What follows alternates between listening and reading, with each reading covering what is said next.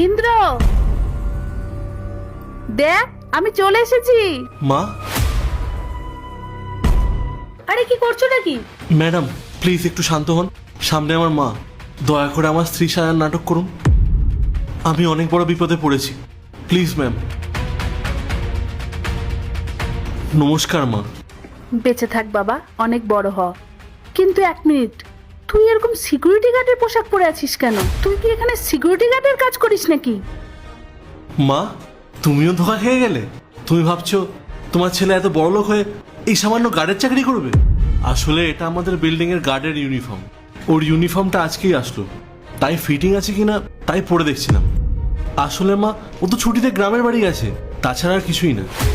তাই বল, আমি তো অবাকই হয়ে গেছিলাম যে আমার ছেলে গার্ডের কাজ কেন করছে। যাকগে, যাচ্ছিলাম তো আমি বৌমার সাথে দেখা করতে, কিন্তু এই তো, এটাই কি আমার বৌমা? হ্যাঁ মা, এই হলো আমার স্ত্রী পায়েল। তা মা, আমি তো তোমার শাশুড়ি, কিন্তু তুমি আমায় প্রথম দেখে আমার পা ছুঁয়ে প্রণাম করলে না তো? এটাই কি তোমার শিক্ষা? তোমার বাবা মা কি তোমাকে কোনো সংস্কার শেখায়নি? পায়েল, মা এসেছে, প্রণাম করলে না?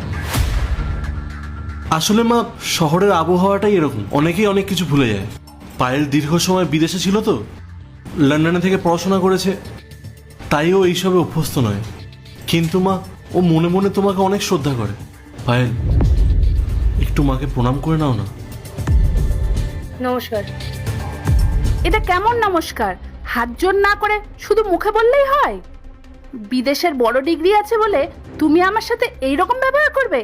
আরে তুই ওকে শেখা যে পা ছুঁয়ে প্রণাম করতে হয়।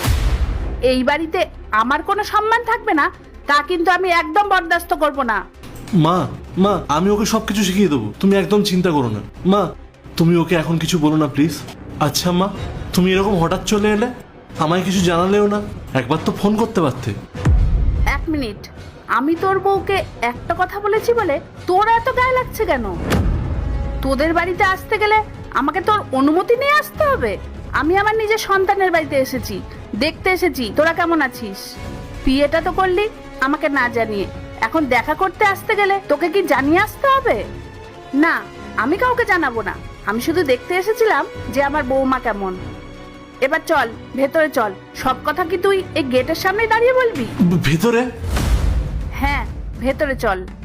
মা দাঁড়াও দাঁড়াও, তুমি এখন ভেতরে যেতে পারবে না। কেন ভেতরে যেতে পারবো না মানে? মা আসলে ঘরে রেনোভেশন। পার্ট 2 দেখতে সাবস্ক্রাইব করো ভেলকু 78M।